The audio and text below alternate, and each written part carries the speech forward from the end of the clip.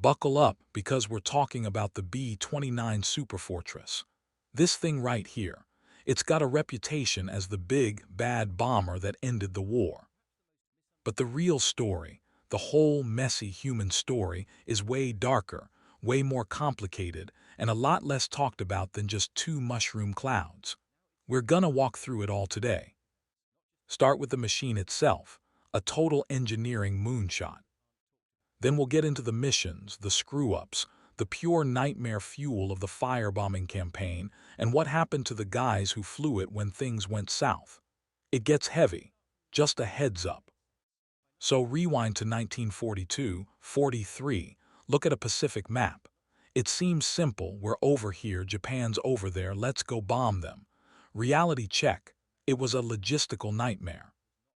The Japanese home islands were a brutal distance away, way beyond the comfortable reach of our workhorse B-17s and B-24s. The Pacific is vast. The weather is a crapshoot. Our forward bases were tiny specks of coral.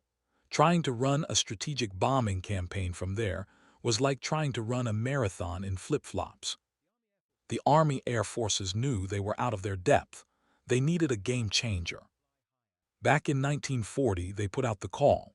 Build us a bomber that can fly from here to anywhere, carry a serious payload, fly so high it's untouchable, and for God's sake, keep the crew alive and sane on a 15-hour flight. They wanted a sledgehammer. What they got was the B-29 Superfortress, a leap into the future. But man, getting there was a hell of a ride. This plane was science fiction. It had pressurized cabins, a first.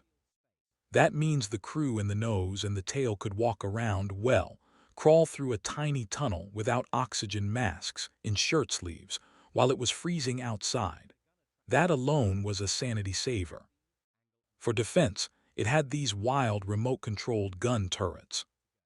A gunner would look through a computerized sight, track a target, and an analog computer would do the math, lead, wind, the whole deal, and electronically swivel the guns to the right spot. It was like early video game tech, but with real .50 cals. Power came from four massive Wright R3350 duplex Cyclone engines, each one a beast, but also kind of a diva. They pushed this giant bird up over 28,000 feet into the thin air where fighters and flak struggled to reach. It could carry a stupid amount of fuel in its wings, and its bomb bays, huge. They'd eventually be filled with everything from regular bombs to mines to, well, we'll get to that. The max load was like 20,000 pounds, but here's the kicker. It was a trade-off. More fuel for the long haul meant fewer bombs. This wasn't some minor detail. It was a life-or-death calculation crews would have to nail every single time. Get it wrong and you're swimming home. Or not coming home at all. But before it could fight, it had to not kill its own test pilots. The program almost crashed and burned, literally. The second prototype had an engine fire, lost control, and plowed into a factory, killing the legendary test pilot Eddie Allen, his crew, and civilians on the ground. That tragedy lit a fire under the engineers. They had to fix this bird, and it had problems. Engine fires, oil leaks, fuel leaks. The early days were a parade of training accidents, taxiway fires, and white-knuckle emergency landings. The guys learning to fly it were basically beta testing in real time, figuring out how to keep this complicated beast in the air.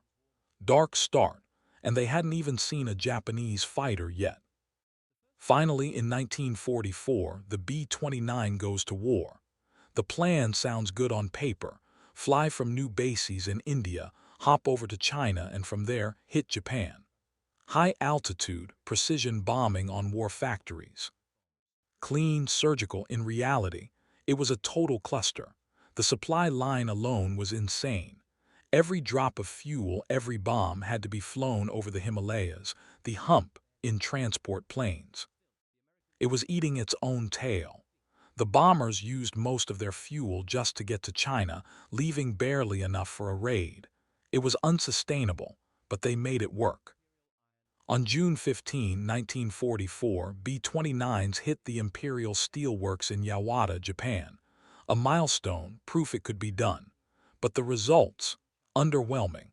A huge effort for a tiny scratch. Then came the real gut punch. The wind. A recon flight in November '44 discovered the jet stream over Japan. Winds over 200 mph. At high altitude, it was like trying to throw a baseball from a speeding train. Bombs blew miles off target. Fuel calculations were shot to hell. Guys would take off with plenty of gas, fight a 200 mph headwind home, and run dry over the ocean. The mighty, high-flying Superfortress was getting its lunch money stolen by the weather. The engines didn't help. Those powerful R-3350s were prone to overheating and catching fire, especially on long, heavy takeoffs from tropical runways. Crews started fearing their own plane more than the enemy. The whole strategy was broken. Then, a new guy took over, General Curtis LeMay.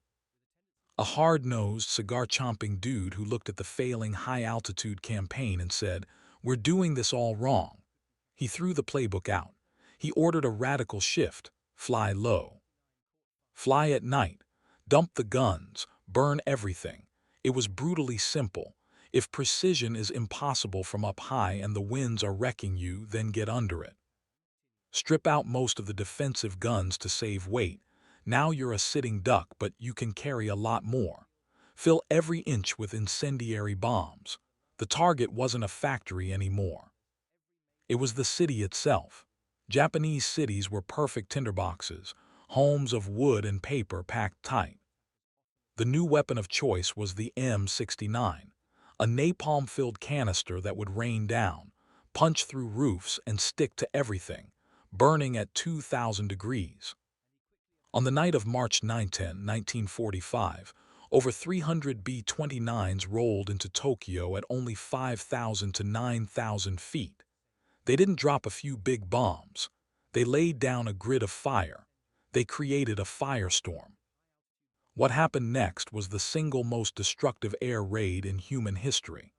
In a few hours, 16 square miles of the city were vaporized. The official death toll is around 90,000, but it was likely far higher. 1 million people were homeless. The heat was so intense it boiled the water in the canals people jumped into to escape. The scene was pure, unimaginable hell, and Tokyo was just the beginning. LeMay's campaign then went city by city: Nagoya, Osaka, Kobe, Yokohama.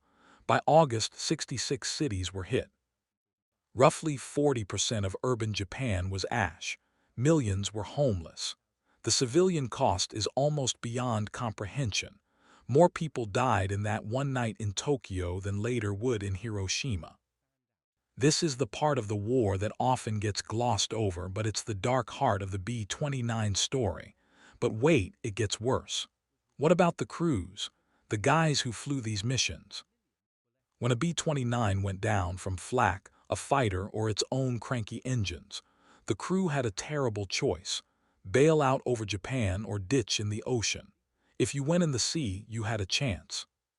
Life raft die marker, maybe a sub or a flying boat would pick you up. Sometimes it worked. Often it didn't. If you landed in Japan, you were beyond screwed. The Japanese didn't see these airmen as regular POWs. They branded them as war criminals for the firebombing campaign. What followed was a descent into pure horror. Interrogation, torture, and things that are hard to even talk about. Some were executed. Some were used in medical experiments. Some were locked in city prisons that were then firebombed by their own comrades. Imagine that fate, killed by the very weapon you crewed. The cruelty reached depths that are stomach-churning. Then, of course, come the atomic bombs. Enola Gay and Boxcar, two specially modified, gunless B-29s. Hiroshima, Nagasaki, we know those names. But here's a darker nugget.